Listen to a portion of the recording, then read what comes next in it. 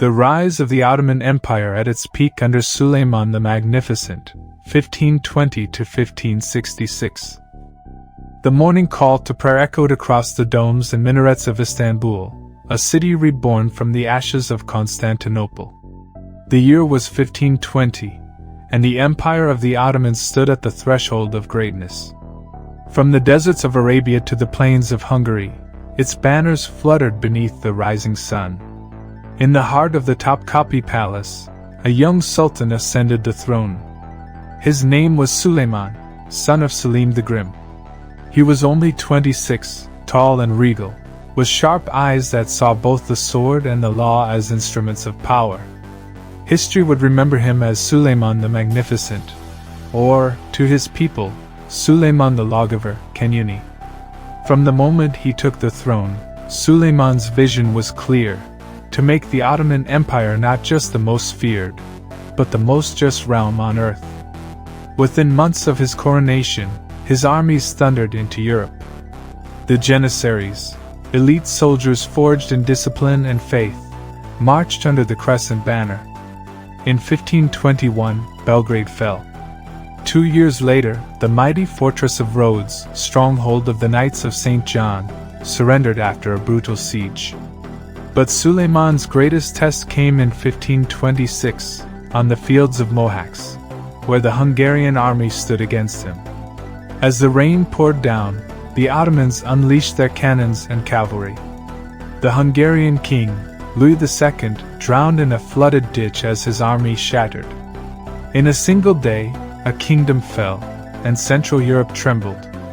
3 years later, Suleiman's army stood before Vienna itself, the heart of Christendom.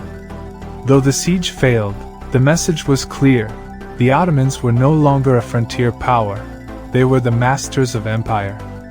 Yet Suleiman was not only a conqueror. In the halls of his palace, he surrounded himself with poets, scholars, and architects. Under his patronage, Istanbul became a city of splendor. At its center rose the masterpiece of Mimar Sinan, the empire's greatest architect, the Suleimani Mosque, its domes like waves of stone flowing toward heaven. Suleiman also reformed the empire's laws, harmonizing Islamic Sharia with the practical needs of governance. His canon, the Civil Code, brought justice to millions of subjects, from the deserts of Arabia to the fields of Anatolia. In his private life, he was guided by a remarkable woman, Hürrem Sultan, once a slave from Ukraine, who rose to become his wife and queen. Together they defied tradition, and through their union, the Ottoman court became both a place of intrigue and of love. But as the years passed, power cast long shadows. His closest friend and Grand Vizier, Ibrahim Pasha, was executed under suspicion of treason. His sons turned against each other, their rivalry tearing at the empire's heart.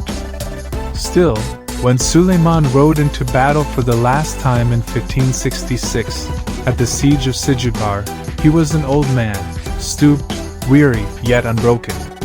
Surrounded by the empire he had built with blood and brilliance, he died in his tent, far from his palace. They buried him beside the great mosque that bore his name. Under Suleiman, the Ottoman Empire reached its zenith, spanning 3 continents, ruling over 50 million souls.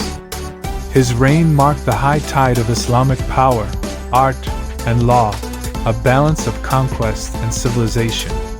When his empire looked to the west, Europe saw a conqueror. When his people looked to him, they saw a lawgiver. And when history looks back, it sees both: a man who ruled not just with the sword, but with vision, the last emperor who truly deserved the name Magnificent.